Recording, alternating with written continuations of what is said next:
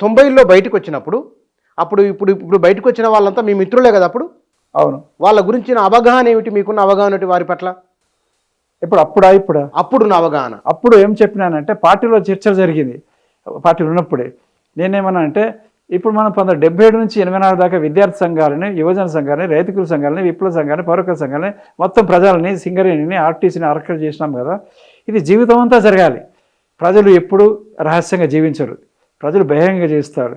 కనుక వాళ్ళు బహిరంగంగా జీవించగలిగే అవకాశాలు ఉండాలి. అంటే వాళ్ళ మీద మన వల్ల వాళ్ళ మీద నిర్బంధం రాకూడదు. మనం రహస్యంగా ఉంటాం మన రక్షణ కోసం.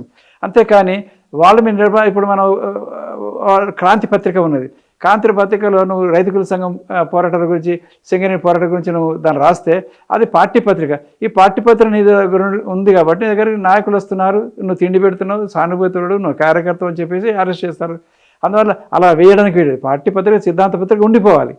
కానీ ప్రజల సంఘం నుంచి ప్రజా సంఘాల నుంచి ప్రజా సంఘాల పత్రికలు ఉన్నాయి. అరుణతార ఉన్నది, సృజన ఉన్నది, రాడికల్ మార్చ్ ఉన్నది, వీటిలో వేసుకోవాలి. అందువల్ల వేరువేరు చేయాలి. ప్రజా సంఘాల ఉద్యమాల నుంచి ఈ పార్టీ ఉద్యమం సెపరేట్ చేయాలి, పార్టీ నిర్మాణం సెపరేట్గా పెట్టుకోవాలి అని చెప్పి మనం ఉద్యమం విప్లవోద్యమం విజయవంతం అయ్యేదాకా నిరంతరం విద్యార్థులకు, యువకులకు, టీచర్లకు, ఎన్జిఓలకు, ఆర్టీసీకి, సింగరేణికి నిరంతరం బహిరంగంగా ఉద్యమాలు చేసే అవకాశం ఉండాలి. మనం ఒక్కొక్క జిల్లాలలో మనం 1,00,000, 2,00,000 మందితో మీటింగ్లు పెట్టాం. మనం రైతుకుల సంఘం మీటింగ్ 1983లో మేలో పెట్టినప్పుడు అప్పుడప్పుడే ఎన్టీ రామారావు అధికారంలోకి వచ్చినాడు. అరే ఎన్టీ రామారావు కూడా పడిపోయి మన విప్లవోద్యమే అధికారంలోకి వస్తుందేమో అన్నంత గొప్ప విశ్వాసం కలిగింది. అప్పుడు స్వామి అగ్నివేష్ గారు కూడా కరీంనగర్కి వచ్చి మాట్లాడినాడు. అంత గొప్ప విశ్వాసము ప్రజలో కలిగినటువంటి దాన్ని ఆయన 84లో అణిచివేసినాడు. సరే అయితే ఆయన పని. మరి మనం ఏం చేసినాము? మళ్ళీ 90లో మర్రి చెన్నారెడ్డి గారు వచ్చిన తర్వాత అవకాశం వస్తే అప్పుడు మళ్ళీ 2 లక్షల నుంచి 8 లక్షల మంది మీటింగ్ పెట్టాం. ఆ తర్వాత నిర్బంధాలు ప్రయోగించగానే మనం మొదటి నుంచి ఉన్నటువంటి మన తెలంగాణ వాదులము అప్పుడు మళ్ళీ వరంగల్లో తెలంగాణ డిక్లరేషన్ ప్రవేశపెట్టినాము. తెలంగాణ డిక్లరేషన్ ప్రవేశపెట్టి తెలంగాణ జనసభ అని, ఆ తర్వాత ఈ జనశక్తి వాళ్ళకు సభ పెడితే లాఠీలు అన్నీ విరగొట్టుకుంటూ చంపేసినారు. ఎందుకు? మనం ఓట్లలో పాల్గొనలేదు. మనమే ఓట్లలో పాల్గొని ఉంటే మనం ఓడిపోతామనే ఫీలింగ్ ఉండేది కదా వాళ్ళకి. అది అట్లా మనం ప్రతిసారి ఈ ఓట్లతోటి బేరం చేసేటువంటి ఓట్ల యొక్క శక్తిని గుర్తించకపోవడం జరిగింది. దానివల్ల తెలంగాణ ఉద్యమం ఇప్పటికీ 1996 నుంచి ఈ విప్లవోద్యమ అభిమానులే, కార్యకర్తలే వెనక ఉండి ముందుండి ఈ తెలంగాణ ఉద్యమాన్ని నడిపించారు. ఇది కేసీఆర్ అనేది ఒక విగ్రహం లాంటిది, ఒక రాష్ట్రపతి లాంటి బొమ్మనే తప్ప ఆయన ఆర్గనైజర్ కాదు. అది అందరికీ తెలుసు. కానీ ఆయన క్లెయిమ్ చేసుకుంటున్నాడు. కానీ 1996 నుంచి 2001 దాకా ఎంత రాష్ట్ర వ్యాప్తంగా ఎంత గొప్ప సామాజిక సైద్ధాంతిక చర్చలు చేశాము. ఆ తర్వాత టీఆర్ఎస్ వచ్చిన తర్వాత కూడా దాని వెనుక ఉన్నది ముంగట్టినంత మిలియన్ మార్చ్ కానీ సాగరహారం కానీ చేసేంత ఎవరు? ఈ విప్లవోద్యమ మన తెలంగాణ మనకుంటే ఇంత నిర్బంధాలు ఉండవు అని మనకు అర్థమైపోయి అట్లా చేయడం జరిగింది. కానీ ఇక్కడ మీ వయసులో ఉన్న మీరంతా 70+, మీరంతా 70, 80లో ఉన్నవాళ్ళు కదా.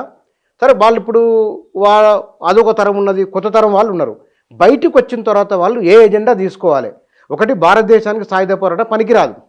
భారతదేశంలో అంబేద్కర్ ఆలోచన, పూలే ఆలోచన ఇక్కడ పనికి వస్తుంది అన్నప్పుడు వాళ్ళు ఏం పద్ధతులు మార్చుకోవాలి, ఎట్లా వెళ్తే బాగుంటుందని మీరు సూచన చేస్తారు? ఒకవేళ అట్లా ఇంట్రెస్ట్ ఉండదు. ఒకవేళ సింపుల్గా ఒకటే వాక్యంలో సులభంగా అర్థం కావడం కోసం చెప్పాలంటే, రామ్ మనోహర్ లోహియా, లోక్నాయక్ జయప్రకాష్ నారాయణ్ ఫ్రెంచ్ సోషలిస్ట్ వారసత్వంలో భాగంగా భారతదేశంలో ఉద్యమం నిర్మించడం వల్ల 1967 నాటికే ఉత్తరప్రదేశ్, బీహార్లలో కర్పూరి ఠాకూర్, ఆ తర్వాత రామ్ నారాయణ యాదవ్ కాడి నుంచి నితీష్ కుమార్, లాలూ ప్రసాద్ యాదవ్, ములాయం సింగ్ యాదవ్, అఖిలేష్ యాదవ్ దాకా, బిజు పట్నాయక్ దాకా ముఖ్యమంత్రులు అయినారు. ప్రభుత్వాలకు వచ్చిన జనతా పార్టీ కూడా సోషలిస్ట్ పార్టీ యొక్క వారసత్వంలో భాగంగా వచ్చింది. జనతాదళ్ కూడా, అంటే కాంగ్రెస్కు పోటీగా వచ్చినట్టు జనతాదళ్ కానీ జనతా పార్టీ కానీ సోషలిస్ట్ పార్టీ రామ్నాథ్ లోహియా, జయప్రకాష్ నారాయణ నిర్మాణంలో భాగంగా ఫ్రెంచ్ సోషలిస్టులో భాగంగా వచ్చినట్టే స్వేచ్ఛ, సమర్థం, సభాతృత్వం. అందువలనే సోషలిస్ట్ పార్టీలో ఉన్నటువంటి రామ్ మనోహర్ లోహియా కానీ, ఆ తర్వాత బీపీ మండల్ కానీ ఈ 60% రిజర్వేషన్లని పార్టీలో ప్రవేశపెట్టినారు. బీసీ ఎస్సీల కోసం పార్టీలో ఉండాలి, ఎమ్మెల్యే టికెట్ కూడా వాళ్ళకి ఇవ్వాలి. దానివల్ల అక్కడ అధికారంలోకి వచ్చినారు బీసీలు, ఎస్సీలు.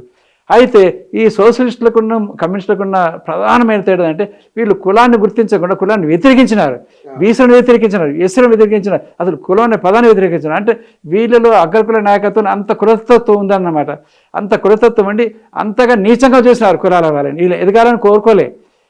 అక్కడనేమో మన కళ్ళెదురు కనపడుతుంది ఉత్తరప్రదేశ్లో, బీహార్లో, ఒరిస్సాలో, కర్ణాటకలో, తమిళనాడులో బీసీలు ఎస్సీలు అధికారంలోకి వస్తున్నారు, 60% ఇస్తున్నారు, అది వదిలేసినారు. సరే దాని తర్వాత మళ్ళీ మనకు బహుజన సమాజ్ పార్టీ తర్వాత కాంచీరామ్ వచ్చినాడు కనుక రామ్మనోహర్ లోహియా, జయప్రకాష్ నారాయణ్, ఆ తర్వాత మనకు కాంచీరామ్ ఏదైతే మార్గం చూపించినారో ఆ మార్గం నుండి రామ్విలాస్ పాస్వాన్ వచ్చినాడు, చాలామంది వచ్చినారు, ఎదిగినారు. కాంగ్రెస్ పార్టీ పడిపోయింది, పూర్తిగా పడిపోయింది. ఎంతకంటే 100 సంవత్సరాల కాంగ్రెస్ పార్టీ పడిపోయింది, మళ్ళీ వీళ్ళ మీద ఆధారపడి గెలుచుకుంటూ వచ్చింది. అందువల్ల ఇవాళ మనం చేయాల్సింది ఏంటంటే మనకి ఈ స్వేచ్ఛ, సమర్థం, స్వాభర్తం అన్నిటికన్నా ముఖ్యంగా ఓటు హక్కు యొక్క విలువ గుర్తించాలి. ఓటు హక్కు అంటే ఏమిటి? ప్రతి మనిషి ఒకే విలువ, ఒకే ఓటు. అంటే ఆ ఓటు హక్కును గుర్తించకుండా బహిష్కరించడం అనేది చేయడం వల్ల ఏం జరుగుతుంది? నువ్వు అతన్ని మనిషిగా గుర్తించడం లేదు, నేను చెప్పింది వినారని చెప్తున్నావు. ఇది రాజరికం కదా, ఆధిపత్యవాదం కదా, ఇది అర్థం కావాలి కదా. మనం ఓటు హక్కు అడగడాగానే మనం ఎప్పుడు 2 చేతులు పెడతాము. ఎంత గొప్ప ప్రధానమంత్రి అయినా రాష్ట్రపతి అయినా నాకు నమస్కారం పెట్టి మాట్లాడతాడు. అదే నువ్వు ఓటు హక్కు ఎప్పుడైతే అడుగుతావో ఇంటింటికి వెళ్ళి తలుపు కొట్టి అమ్మ, అయ్యా, అక్క అంటే మా ఇంటి ముంగట మోరి బాగలేదు, 6 నెలలు లేదు, అంత మోరి రోడ్డు మీదకి వస్తుందంటే తప్పకుండా చేస్తా. అంటే ప్రజలకు వినయంగా వాళ్ళ సమస్యలు విని పరిష్కరించి, ఆధార్ కార్డు కావచ్చు, బియ్యం కార్డు కావచ్చు, పోలీస్ స్టేషన్లో పని కావచ్చు, రెవెన్యూ డిపార్ట్మెంట్ పని కావచ్చు, ప్రజలకున్న అవసరాలను అనుసరించి వాళ్ళు తప్పనిసరిగా కోరుతారు, మనం అప్పుడు అంగీకరించాల్సి ఉంటుంది. అందువల్ల ఈ 5 సంవత్సరాల ఎన్నికల ప్రణాళిక పెట్టడం ద్వారా దాన్ని కమిట్ అవుతాం మనం. దానిలో 20%, 50%, 60% అది వేరే భయం ఉంటుంది, భయం భక్తి రెండు ఉంటాయి. 5 సంవత్సరాల్లో మేము ఇది చేసి పెడతాం, వీళ్ళు లెక్కలేదు, దున్నేవాడికి భూమి అని చెప్పి 100 సంవత్సరాల నుంచి అంటున్నాము, దాన్ని సాధించేది చేసేది. అసలు విషయం ఏంటంటే దున్నేవాడికి భూమి అనేది ఈ కమ్యూనిస్టుల యొక్క లక్ష్యం కాదు. మరేమిటి వాళ్ళ లక్ష్యం? చాలా ఇది లోతుకు పోతే తప్ప అర్థం కాదు. దున్నేవాడికి భూమి అనేది కమ్యూనిస్ట్ లక్ష్యం కాదు, అది సాధన మాత్రమే. అంటే దాన్ని చూపించేసి రుచి, నీకు దున్నేవాడు భూమి ఇప్పిస్తామని చెప్పి రుచి చూపించి వాళ్ళని అంటే రిక్రూట్మెంట్, ప్రజలను ఆకర్షించడం కోసం చేసేటువంటి ఒక సాధనమే తప్ప పూర్తి లక్ష్యం అయితే మనం ఏం చేస్తాము? కాంగ్రెస్ పార్టీ వాళ్ళు చేసేటట్టు, గాంధీ ఇజం వాళ్ళు చేసేటట్టుగా ఆ భూమి రాళ్ళలో, రప్పలో, మంచి భూమో, భూ సంస్కరణలో వచ్చిన భూమి కేటాయించేటట్టు చేసి ఆ తర్వాత దాన్ని రెవెన్యూ రికార్డులలో మళ్ళీ వచ్చేటట్టు చేస్తాం. రెవెన్యూ రికార్డులలో వచ్చేటట్టు చేస్తే, హానీలు వస్తే అప్పుడు వరకు బ్యాంకు లోన్ దొరుకుతుంది, దాని అధికారం వస్తుంది, దాన్ని అమ్ముకునే అధికారం వస్తుంది, దాన్ని డెవలప్ చేసుకునే అధికారం. ఇప్పుడు ఏం చేసినాము? ఇప్పుడు ఇన్ని లక్షల ఎకరాల భూములను మనం సాధించి పెట్టుకున్న తర్వాత ఒక్క జీవో ఇష్యూ చేసినాడు. ఏంటిది? అది గొప్ప పని చేసినట్టుగా కేసీఆర్ గారు ఏమన్నారు? రైతు బంధు అని అన్నాడు. రైతు బంధు అని ఏం చేసినాడు? దాంట్లో అనుభవదారు కాలం, కౌలుదారు కాలం తీసేసినాడు. అప్పుడేమైపోయింది? 1973-74 పివి నరసింహారావు భూ సంస్కరణ పెట్టక ముందు ఎవరి పేరు అయితే ఉన్నాయో ఆ పేర్లతోటి వాళ్ళకందరికి ఇచ్చేస్తే రైతు బంధు ఇటు ఇచ్చినట్టు కనపడింది. కానీ లక్షలాది భూములు ఈ ధనిక రైతులకు, భూస్వాములకు కావాలని చేసిన కేసీఆర్ పని, కావాలని చేసినాడు. ఇంత గొప్ప మేధావి, 35,000 పుస్తకాలు చదివిన అన్నాడుగా. కేసీఆర్ గారు చేసింది ప్రతిదీ కూడా పైకి చెప్పేది ఒకటి, లోపల చేసేది ఒకటి.